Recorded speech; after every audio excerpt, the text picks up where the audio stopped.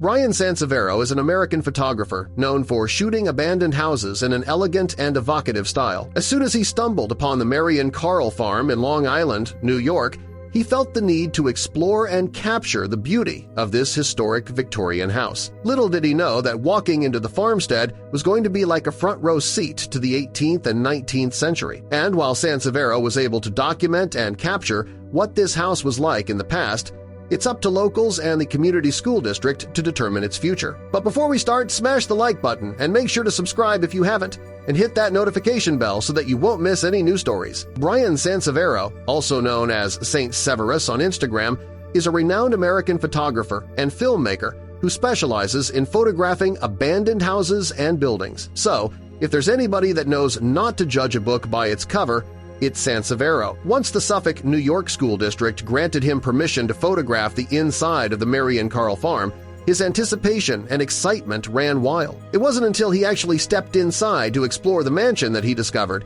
and realized just how full of history and antique treasures this forgotten farmhouse truly is. Before we even get started, we're sure you have some questions. Why was the mansion abandoned in the first place? Why is a school district in charge of a mansion? Where did the mansion's name, Marion Carll Farm, come from? Although filled with secret treasures from the past, the mansion was previously owned by a celebrated local schoolteacher from the 19th century, Marion Carll. Born in 1885, she passed away 83 years later and donated her house to the Camac School Board and District to be used for history and education. The beautiful farmstead was actually built in 1701. While the farmhouse was added and built the same evening, the Civil War started back in 1860. That right there alone is incredible historical value, but that's just the beginning. Marion Carll was clearly a devoted educator, and when she donated her home to the local school district when she passed in 1968, they did their best to adhere to her will's wishes. For over 2 decades, the boards of cooperative educational services offered several classes at the mansion, but due to their financial status and funding issues, the school district had to cease classes there. The mansion was eventually abandoned in the 92nds until 2012. What got the media's attention about the Marion Carll mansion in 2012 was an uprising legal battle between the Carll's descendants and the school district. The district and board weren't keeping to Carll's will's specific instructions of using the mansion as a historical museum, as well as for classes. And while there's still debates going on about what will happen to the property, photographer Brian Sansevero was able to document and capture the forgotten farmhouse before any new changes and updates were made. The 9-acre property contains a garage, carriage house, smokehouse for meat and fish, milk house, multiple animal barns, and an outhouse. Over the years, especially with the lack of upkeep, the estate started to decay and deteriorate. One would think that there wouldn't even be much left around the house, if so. But on Brian Sansevero artistic excavation, he was able to find, capture, and document unique pieces of Long Island history. From antique furniture to vintage decorations, nobody would have expected how much rich history was hidden within these 9 acres. The treasures and trinkets found in the house aren't the only part about it that make it so fantastic.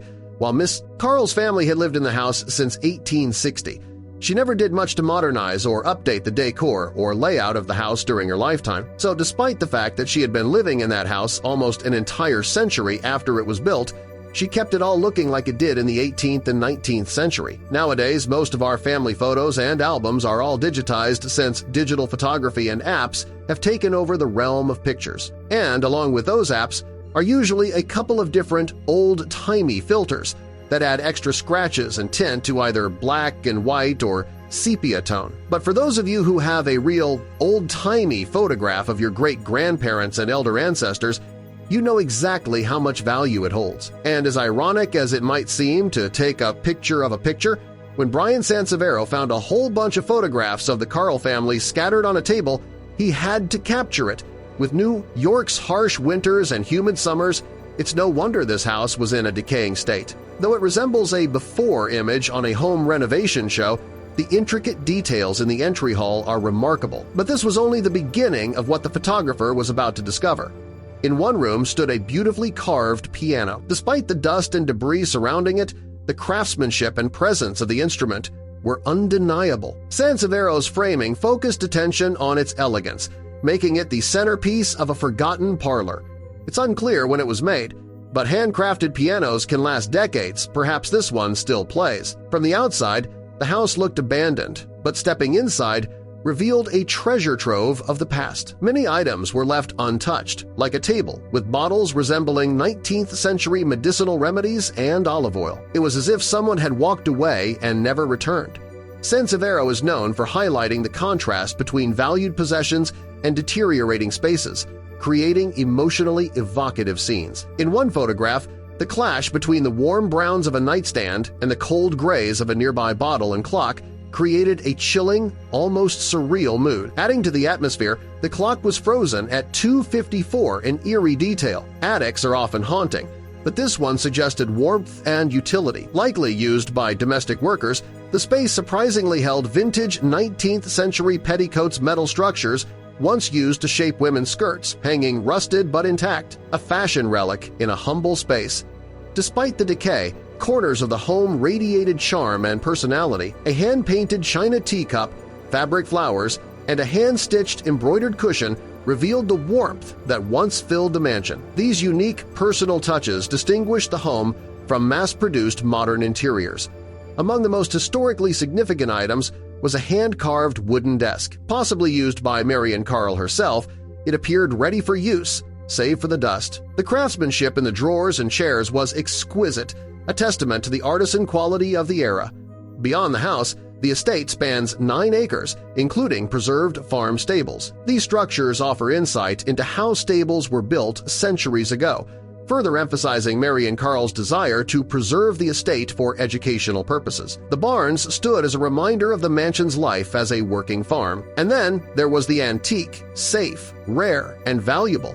Unlike today's high-tech vaults, this 19th-century safe once secured its owner's most prized possessions. It bore the engraving A.J. McCarthy, DDS. Perhaps a resident or relative, the name added another layer to the mystery. Could he be linked to the medicinal bottles found earlier? We've talked about the historical significance of this estate, but what about the interior design? The concept and use of wallpaper actually date back to ancient times, but modern trend and style of wallpaper didn't come about until the early 1900s. We're not exactly sure when this wallpaper was hung up, but seeing as it's partially deteriorated and falling apart, we're going to guess that it was a while ago. All the little details from the chair to the chandelier to the wood-framed mirror are so unique to our time. But what we love about this room the most is the beautiful marble fireplace.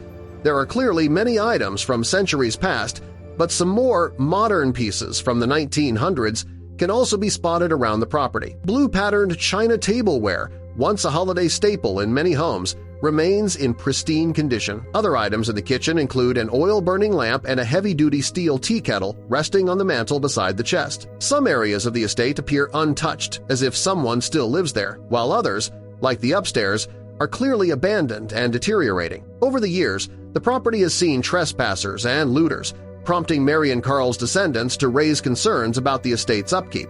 Their efforts aim to protect this historic mansion and its legacy. Another marble fireplace stands out, this time accompanied by a series of framed pictures.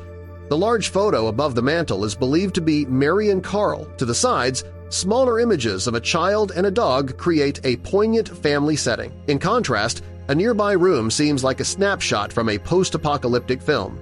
The walls are chipped, debris is scattered, and years of neglect are evident. Still, some furnishings, like a bed's headboard, a marble-top dresser, and ceramic vessels remain surprisingly intact. Back in 2011, Huntington Town historian Robert C. Hughes nominated the Marion Carll Mansion for historic preservation. "It's a wonderful time capsule," Hughes told the New York Times, citing not just the buildings but also their contents. From photographs to handcrafted furniture and artifacts, many have worked to preserve the estate's integrity and honor Marion Carll's wishes to maintain the property for educational purposes.